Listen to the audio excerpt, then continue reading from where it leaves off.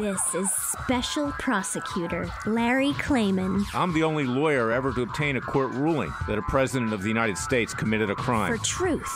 For competition. As a young lawyer, I helped break up AT&T. That's why you have all your cell phones today. For sovereignty. For the Republic. I'm the guy who, at Judicial Watch, which I founded, uncovered the Chinagate scandal. Millions of dollars going to the Clinton campaign, corrupting our political system. For the privacy of citizens. And I'm the only guy to have enjoined the National Security Agency from mass surveillance on hundreds of millions of Americans. Tearing it up. I'm the son of meat packers in Philadelphia, Pennsylvania. I know how to slice and dice. Bringing it back. We're going to take this country apart and put it back together again in the way envisioned by our founding fathers. It's not just talk. We're not just regurgitating news stories. Larry Klayman, Special Prosecutor, is making the news. And now, here's Larry. Welcome to this week's edition of Special Prosecutor with Larry Klayman. We have a great show today.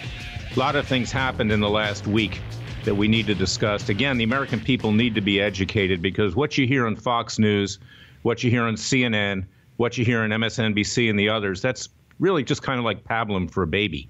We're giving you the hard, raw story here. I've never held back on what I say. I say what I think is right. I don't have to be politically correct. I don't have to worry about whether I'm accepted into the establishment. I am the anti-establishment. I am the anti-lawyer.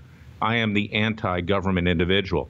You know, I spent years working in the government. I was a prosecutor for the U.S. Department of Justice under Presidents Carter and Reagan. I helped break up AT&T, the telephone company. In the years after that, I saw the way the government worked. I started Judicial Watch back in 1994 to be, in effect, the People's Justice Department. It's really no longer that. I've become the People's Justice Department at Freedom Watch, and you can see what we do at freedomwatchusa.org. We do a lot more than just looking for documents. We bring hard-hitting cases. We speak the truth. We're unafraid. I don't want to be part of the club in Washington. I want to take the club to Washington. In fact, that's what I said when I ran for the U.S. Senate back in 2004. But I came out and I started Freedom Watch, and frankly, I'm a lot more effective at Freedom Watch than I would ever be in the U.S. Senate because we see what goes on there. And that's the segue to what we've learned this week, which is helpful. But don't count on the Senate in doing anything, the Senate Judiciary Committee. The head of the Senate Judiciary Committee, Charles Grassley, is a nice man. He says right things. He seems concerned, but frankly, he never does anything. These people on the Senate Judiciary Committee, whether it's Senator Grassley or Senator Graham, who just issued a statement with regard to James Comey, showing just how corrupt he is, they're for show.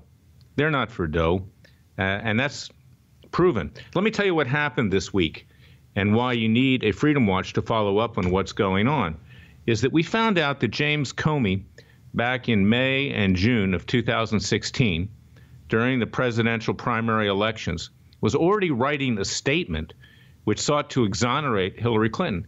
That's before she was even interviewed. And of course, that interview was a complete joke because it wasn't under oath and it was done on a Saturday to accommodate her. It was only for 3 hours, probably less than that.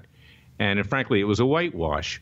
But Comey, who claims that President Trump obstructed justice by firing him, is actually the one who obstructed justice because he never had any intention of doing a serious investigation into Hillary Clinton's email scandal, where she was using a private server, breaching national security to cover up all of the bribes that she and her husband were taking from foreign interests and domestic interests for themselves personally or for the Clinton Foundation. You see, that's the way it is.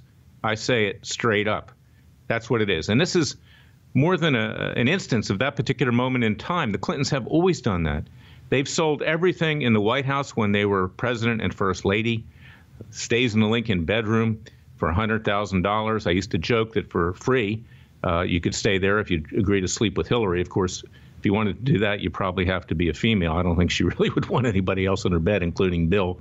And we've seen what happened in that regard lately, too, with her new book, where she's saying that Trump made her feel like her skin was crawling. Now, obviously, she's not real fond of men. But in addition to that, this is a person who's extremely evil. And she used this private email server. It gave rise to it being hacked. The FBI was at least willing to admit that 5 times. It gave up the location of Ambassador Chris Stevens over in Libya. And that then gave rise to the location of the people working with him, Ty Woods and Sean Smith. And there, of course, their parents brought a lawsuit, which we brought on their behalf, against Hillary Clinton for wrongful death and defamation. That's working its way through the courts. You see, this is the difference between Freedom Watch and the group that I founded, which I no longer run, but I run Freedom Watch now. I'm talking about Judicial Watch. What they primarily look into are documents, and that's similar to what the Senate does. Okay, they get documents, but then they don't do anything. You've got to bring these hard-hitting cases, and you've got to pray that you get a decent judge that's going to enforce the rule of law, which, granted, is quite rare these days. About 80 to 90% of them have been appointed by either Bill Clinton or Barack Obama. But that's what we're up against. And so it's important to educate you, the American people, so you can demand change, not the way Antifa does it. That's that radical leftist group funded by that evil, self-hating Jew, George Soros. By the way, I'm of Jewish heritage, so don't take that as an anti-Semitic remark. But this is a guy who actually took property away from fellow Jews to save his own skin during World War II as they were headed for gas chambers and the ovens. I mean, this is the person who's financing the left and their revolution in the streets through Antifa. And we're going to have on in the next segment a very brave gay lady, and she's proud of that, and she should be proud of that, named Kiara Robles, who was attacked at Berkeley when she went to hear the speech of Milo Yiannopoulos, who was a reporter for Breitbart News at the time, conservative, also gay. She wanted to hear her colleague. She identifies with him, and she was maced and beaten up by Antifa. We brought a lawsuit. You see, that's the difference, again, between what Freedom Watch does and the talk that comes out of Washington, not just from my former group, but also from the U.S. Senate. So let's get back to that.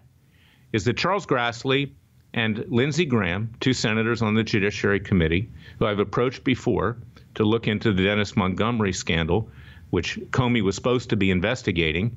We got Montgomery immunity. He produced 47 hard drives, over 600 million pages of information showing that Supreme Court justices, other judges, Donald Trump, when he was a businessman, his family, his associates, yours truly, anybody who was viewed as a threat to the government was being illegally surveyed in violation of the Fourth Amendment of the Constitution by the intelligence agencies and, yes, the FBI.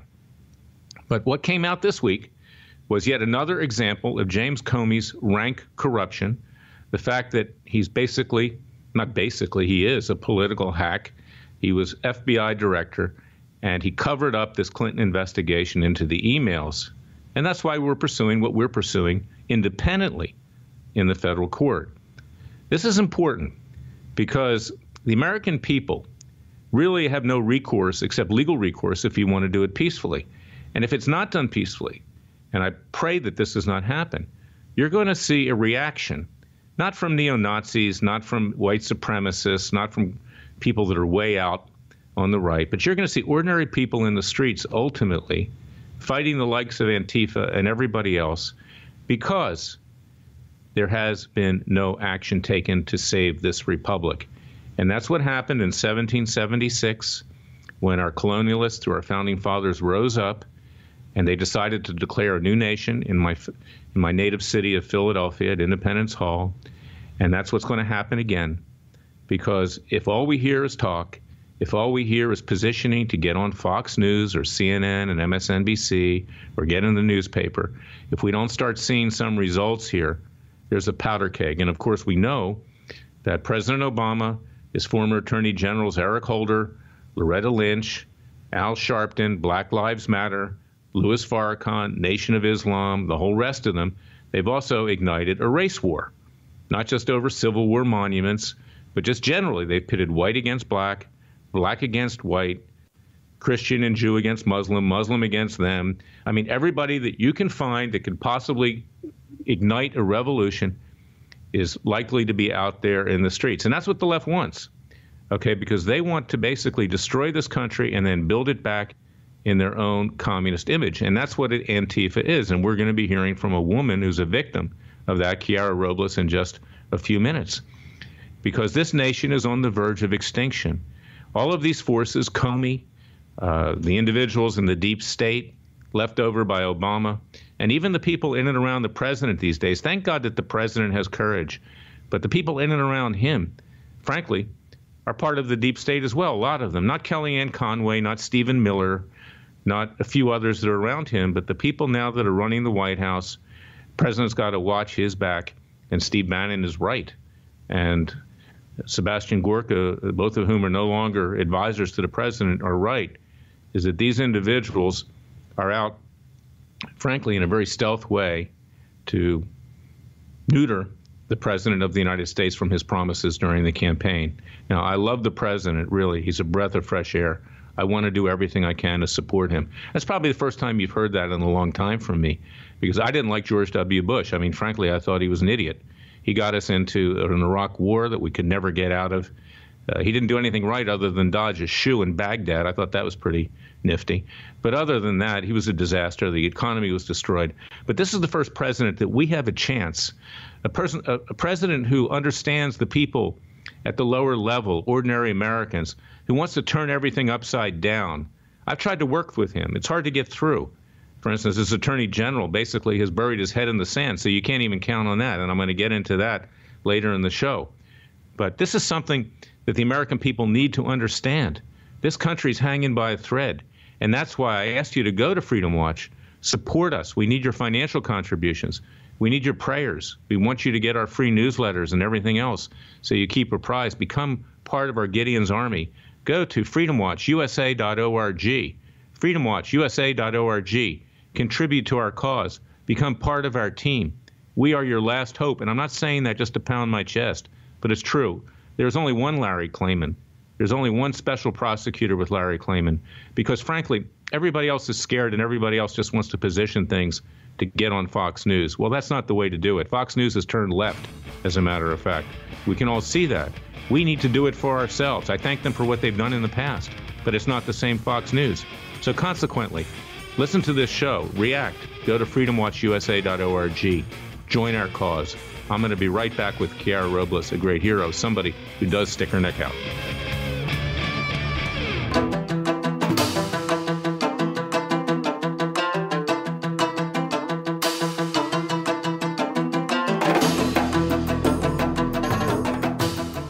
Fearless. This Klayman, he's crazy, he's racist, he's out to kill the Democrats. Dangerous. You don't care, he uses the court and the law. Lethal. This is bad. Special prosecutor Very bad. Larry Klayman. If you'd like to support Freedom Watch and this radio show, go to freedomwatchusa.org. I have on the phone right now a very brave lady. Her name is Kiara Robles. Just this week, we refiled a lawsuit in the Northern District of California, San Francisco Division, against Antifa, that very vile leftist group that has been fomenting revolution, beating people up like the brown shirts in Nazi Germany. They call themselves anti-fascists, but in fact, they're communist fascists. And we also sued the University of California at Berkeley for standing around and not doing anything and letting Kiara be attacked. And their police department, which have done nothing. In fact, they did nothing last week when there was another incident at Berkeley. Seems to happen over and over and over again at Berkeley. And of course, I remember, I'm a little bit older than Kiara, the 1960s, when Berkeley was the bastion with Davis, I forget her first name at this point, Angela Davis, and the professor Robert Marcuse, who were communists. This has become a bastion of communism. And Kiara went to listen to a speech by a conservative reporter of Breitbart News, gay like Kiara, and they both should be very proud of that because they're standing up for their rights in every single way, and that's American. And she was attacked. And I want her to explain what happened to her, because this is very, very dangerous in the American society. It's destroying our body politic. And we're fighting back in the courts, not just through document requests, but through actual lawsuits to hold these people accountable. Kiara, welcome to our show.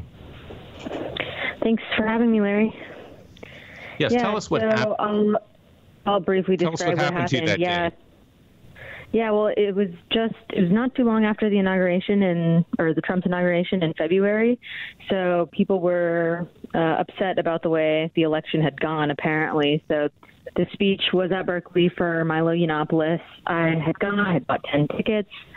I was actually the only person that I could tell was a Trump supporter that was kind of giving interviews I gave one interview about the difference between like hate speech and free speech, and asking liberals in the area like what they defined as hate speech, which of course is everything that they disagree with. And as I was kind of sensed that he was getting a little bit annoyed with me, so I was wrapping up the interview, and I said, look, thanks for all the peaceful protesters here, but I don't actually see very many of them. And that was an attempt to kind of poke fun at his narrative of the idea that any of them were peaceful at all.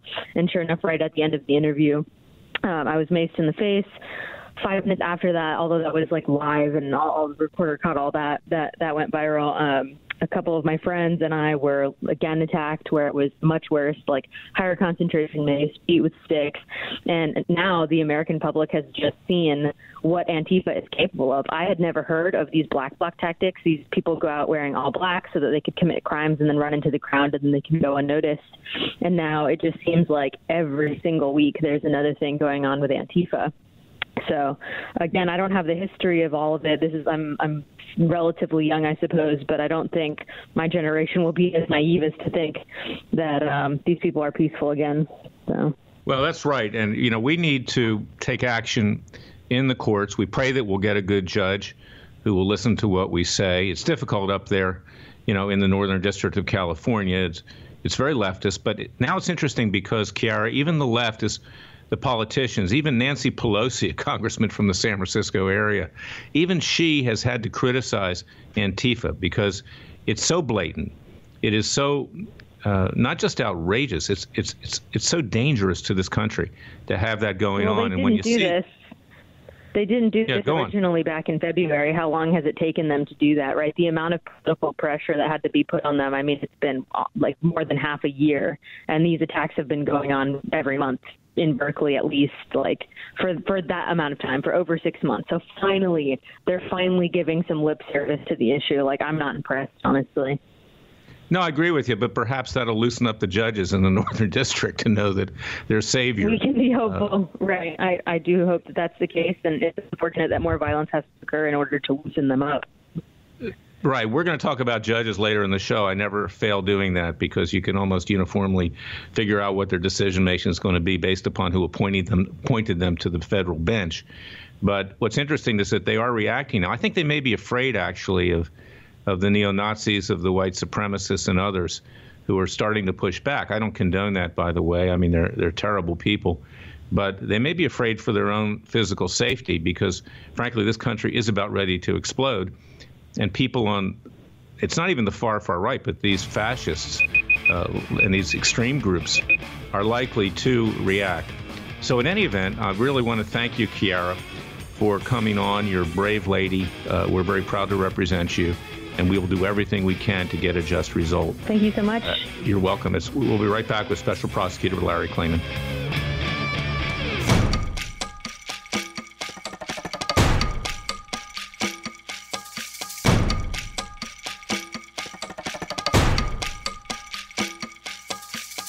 And now, 4 words that make corrupt politicians make wee-wee in their little pants. Transparency and the rule of law will be the touchstones of this presidency. But we have to pass the bill so that you can find out what is in it. Special Prosecutor Larry Klayman. Be the one who makes our country great again. Go to freedomwatchusa.org and donate. We want to thank Chiara Robles and people like her. They are brave patriots. We have another person who's a client of ours, a brave African-American policeman down there in Dallas, who stuck his neck out to bring a lawsuit against Black Lives Matter, Louis Farrakhan, Nation of Islam, Al Sharpton, and other black vigilantes who provoked the massacre that occurred over a year ago in Dallas, where 5 cops were killed, 7 seriously and critically wounded. These are the true patriots in this country, people who aren't afraid, people who come forward. And again, it's not just enough, and I want to emphasize this because you see this on the news, you see a lot of people out there, pounding their chest, we got this document, we got that document. That's great, I do that too. And in fact, that gave rise to the Chinagate scandal. But once you get the documents, you got to do something about it. And that's what we haven't seen from the U.S. government, and we haven't seen that from a lot of public interest groups. Helps them raise money, but we are in a crisis right now. So we've got to actually take very firm action. And one of the people who I work with and know, an individual by the name of Ty Clevenger, he was a former Justice Department lawyer. Ty and I worked together on a case in Memphis, Tennessee. I'm going to talk a little bit about that later, just briefly. But Ty brought a Freedom of Information Act request to the U.S. Department of Justice and the FBI to get emails concerning Hillary Clinton's email scandal. And he was told by the FBI that they would not produce these documents because it wasn't in the public interest, a complete stonewall. And remember, this is now ongoing. It's going on during the Trump administration at the FBI. We've got this new FBI director, Christopher Wray, who, frankly, is a product of the establishment. If you saw this guy during confirmation hearings, he was very unsure of himself, and he said a lot of nice things to get through. But this is not a guy, and I just kind of sized him up quickly, I hope I'm wrong, who doesn't have a lot of cojones, as we say in Spanish. Doesn't have a lot of guts, I don't think. But Ty made this request, and in fact, he's also moving to have lawyers for Mrs. Clinton, I suspect that's David Kendall and others, who looked at classified information. They should have never seen that. You know, with the Montgomery, I've never seen any. I made sure I never saw any. That's why I handed it all over to Comey. But they looked at it, and they helped Mrs. Clinton lie, and Ty is moving to have them disbarred. We're going to have Ty on in a later show. But this is what's important is that we have some integrity in the legal system, and Ty is working hard to do that, and he's not just trying to get documents, he's trying to hold people accountable by getting Clinton and her lawyers disbarred. You know, she's a lawyer too. She went to Yale Law School of all places, a bastion of the ultra-left, elitist left, and he's trying to get them removed because they are a threat to our legal system. You know, usually in a lot of these bar proceedings, they take care of the low-hanging fruit. You know, they don't go after the big boys because that's part of the politics. You know, they get their scalps through people at a lower level, generally speaking, unless, of course, they don't like you for political reasons.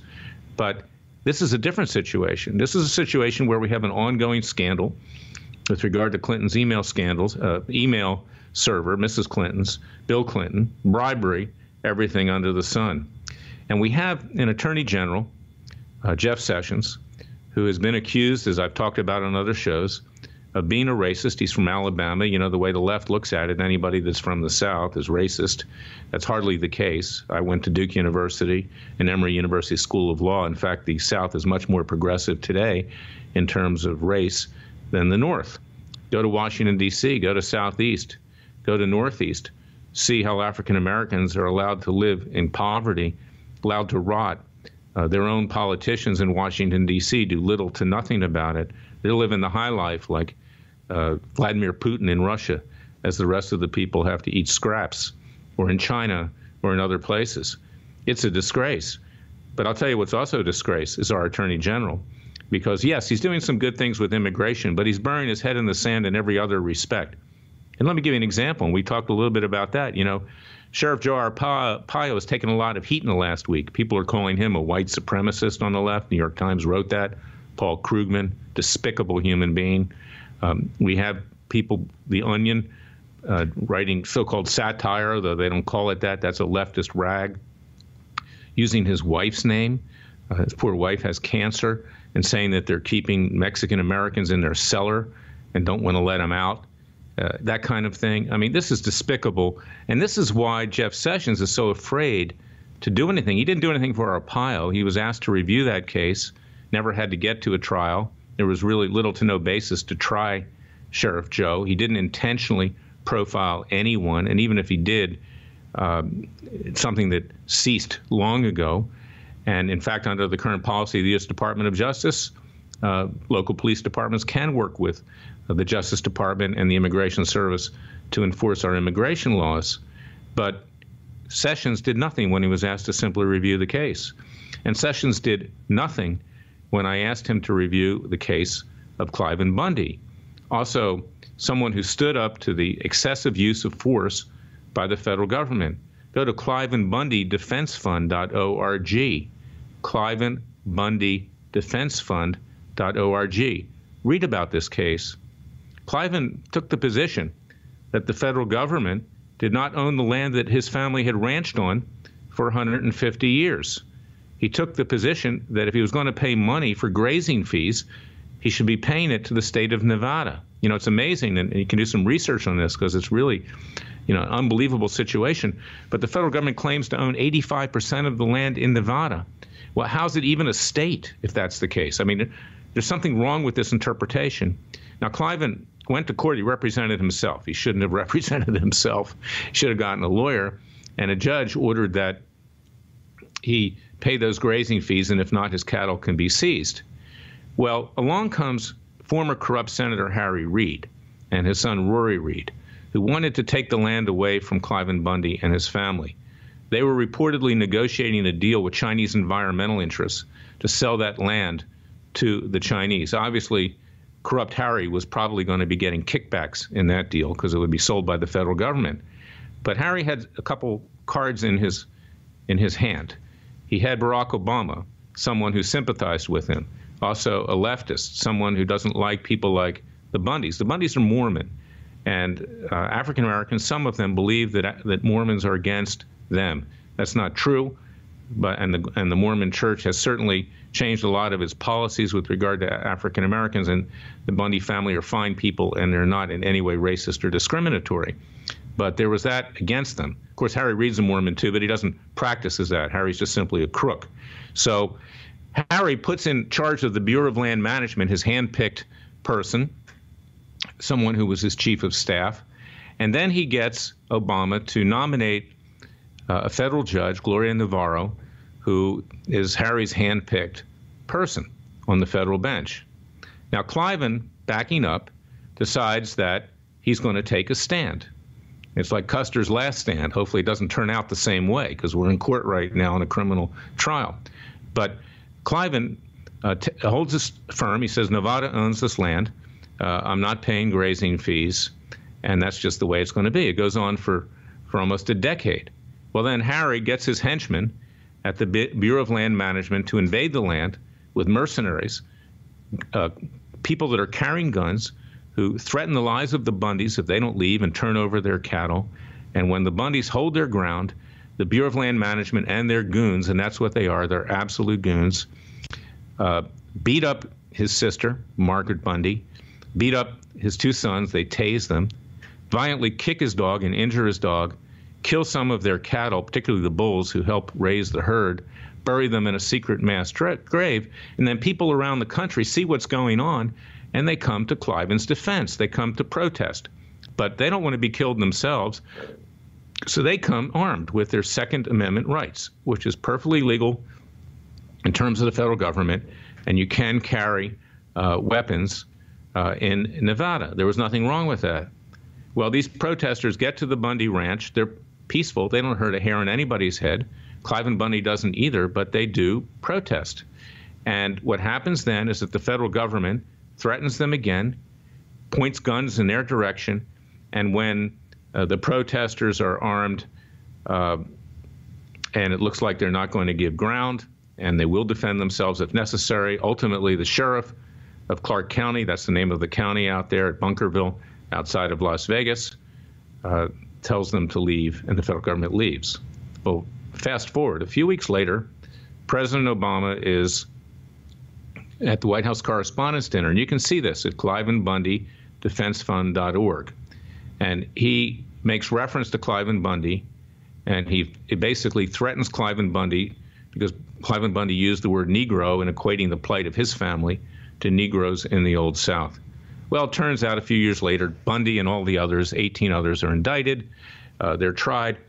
And this trial now is falling apart because of the conduct of this judge, Gloria Navarro, and the conduct of the prosecutors who've committed all kinds of prosecutorial abuse. Again, go to KlaymanBundyDefenseFund.org and see exactly what happened. And we are now going into trial for Klayman Bundy on October 10th of this year. I'll be there. I'll be assisting him in one manner, shape, or form. So far, this Judge Navarro has technically let me out of the case, but I'm going to be there participating in any event, even if I have to be the equivalent of a paralegal helping the local counsel, because your rights are at stake here. Is that the federal government can come in, beat up your family, kill your cattle, drive you off the land. There has to be a consequence to that. And instead of indicting the right people, it should have been these federal government goons from the Bureau of Land Management, it was the Klayman Bundy family that was indicted. Their ranch is now being ranched by Carol Bundy, a very brave lady. She's a little bit like Abigail Adams, during the Revolutionary War. Nearly all of her sons are in prison, her husband's in prison. She's trying to hold the ranch together. So they don't really have the money to defend themselves, and they need your help. So go to KlaymanBundyDefenseFund.org and contribute if you can. And I hope that you will, because yesterday is Klayman Bundy. Tomorrow it will be you. This is a little different context, but President Reagan understood this. And one of his special phrases was, the scariest words in the English language are, "Hi, I'm here from the government and I'm here to help you." Well, in the Bundy case, it was, "Hi, I'm here from the government. Get off this land or I'll kill you. If not, I'll beat the crap out of your entire family and kill your cattle." We can't allow that to happen. That's what started the Revolutionary War back in 1776. This kind of behavior, to put it nicely, by King George III. Well, it's as bad today. And that's why this is such an important case. But this case is being sat upon by a federal judge, Gloria Navarro, who's highly politicized, who's highly corrupted by the system, and it spills over into other cases. And we're going to be talking about that in the next segment, but I'm going to start it right now, because the case of Klayman Bundy, where Attorney General Jeff Sessions said, "I'm not taking sides, I've asked him to review it," is now in the hands of a federal judge who really wants to get Klayman Bundy convicted. And what she did just in a recent trial, there have been several defendants that have been tried already, not Klayman and his sons yet, but some of them were acquitted. Some of them, there were mistrials twice, and they're being tried for a third time by Sessions' corrupt prosecutors in Las Vegas, holdovers from the Obama administration, a U.S. attorney by the name of Stephen Myray in particular, who actually wants to be the new full U.S. attorney under Trump. God forbid. I've written to the Judiciary Committee saying that should never happen. Well, let's not hold our breath. But this case is going forward with a judge who wants to see Klayman convicted. She was appointed by Obama. She was handpicked by Harry Reid. And this is a problem that we're having throughout the judiciary today. It's not just that we have an inert attorney general who wants to put his head in the sand because he's been called a racist. And I think the use of the word Negro by Klayman means that he's not going to do anything. We haven't seen it so far. If they were going to see it, we wouldn't be going to trial on October 10th. But it's also the fact that he's under investigation in the Russian collusion investigation. We don't have an attorney general. And that's why you need Freedom Watch. That's why you need Larry Klayman in his private capacity. I hope that you'll go to Freedom Watch at freedomwatchusa.org, contribute to our cause, become part of our private Justice Department. We're here for you. When I come back, I'm going to talk about some other judicial outrages and why this country is in a lot of trouble because we don't have a judicial branch or a justice branch that is functioning. And in the meantime, take a look at freedomwatchusa.org. Please, we need your help. We are the mouse that roared, but we can become the lion that roared with your support. I'll be right back with more from Special Prosecutor with Larry Klayman.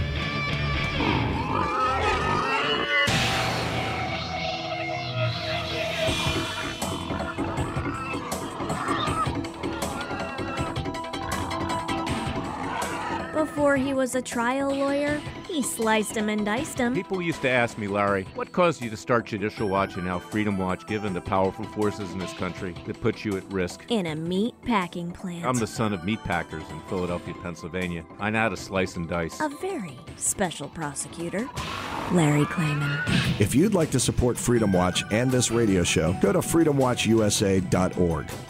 I talked a bit before about Freedom of Information Act requests. They can be very important. Getting documents is important. But, of course, bringing hard-hitting cases after you get the documents is even more important. But in the Klayman Bundy case, particularly during this period of time when Navarro would not let me into the case, and that issue is now in front of the U.S. Supreme Court, I filed a petition for writ of mandamus to order the lower judge to let me in to defend Klayman because his local counsel is outmanned. His local counsel is a member of the local community. I can take much stronger action if I'm part of the team, and I can be a bull in a china shop legally and ethically to make sure that everything's done to make sure that Klayman is not convicted. And he's 71 years old. If he's convicted, he will likely spend the rest of his life in prison. And that's why you need to go to KlaymanBundyDefenseFund.org and contribute as much as you can to his cause. Like I said, it's Klayman Bundy today. It's you and your loved ones tomorrow. But I filed a Freedom of Information Act request It was assigned in Washington, D.C. to a very leftist judge by the name of Colleen Kohler-Catelli. I've tangled with her in the past. She will rubber stamp anything the government wants, but when Larry Klayman is involved, she'll rubber stamp it twice. Because her husband, during the Clinton years, defended Secret Service agents that were assisting Clinton in obstructing justice. And Colleen Kohler-Catelli is one of the most leftist judges on the bench. In fact, she was opposed by nearly every conservative group when she was up for nomination.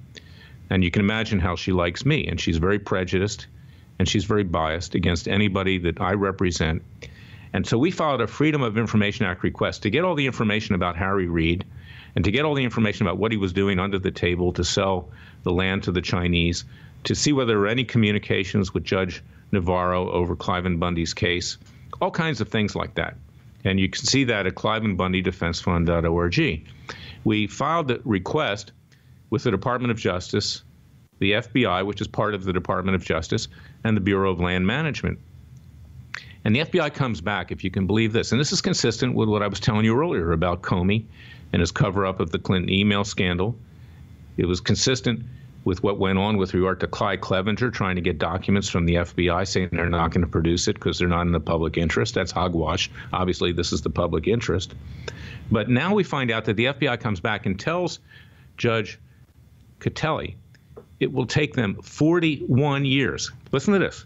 41 years to produce all the documents we requested. And then when I narrowed the request to a very small subset, just so we could have them in time for trial, because they'll assist in Klayman Bundy's defense, they say, okay, 17 years. Well, you know what? Klayman will long since be convicted, God forbid, and dead. The judge will be dead. She's close to 70. I'll be dead. I'm 66. Even the young Justice Department lawyer, she'll be close to death if it goes 41 years.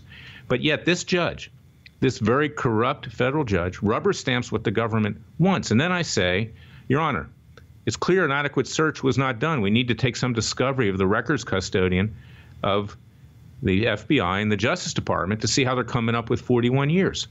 She won't let me take discovery. This is normal. You know, other judges in that court, like Judge Royce Lambert, allowed me to take discovery in the Chinagate investigation back in the 1990s, and I was able to uncover how Ron Brown was hiding documents about how seats were being sold in trade missions for campaign contributions and other bribes to the Clintons. Well, this tells you how the judiciary works these days, because they are highly politicized, these judges. They don't care whether they violate the law because they don't think they'll ever be impeached. When you file an ethics complaint with judicial counsels at the appellate court level, it's other judges that are reviewing the conduct of the lower court judges, and those judges all have lunch together. Generally, they all live in the same courthouse professionally, and basically they circle the wagons. And this is why you need to break through, and it's why I started Judicial Watch back in 1994. Get it? Judicial Watch. Because I was seeing what was happening then, and now it's 1,000 times worse. So this is what happened. And note also this week that in Texas, a Clinton-appointed judge by the name of Orlando Garcia blocked redistricting plans. Well, President Trump and Sessions have lost every case at the lower court level because they drew Clinton and Obama judges. This is why you need a Freedom Watch. This is why you need fearless people like Kiara Robles, Demetric Penny, our other clients, because this is what we're up against today. And this is why I urge you to go to freedomwatchusa.org, support our cause. Also, in a private sense, support Klayman Bundy at KlaymanBundyDefenseFund.org. I'm going to be back next week with more news. We don't just regurgitate the news. We at Special Prosecutor with Larry Klayman make the news.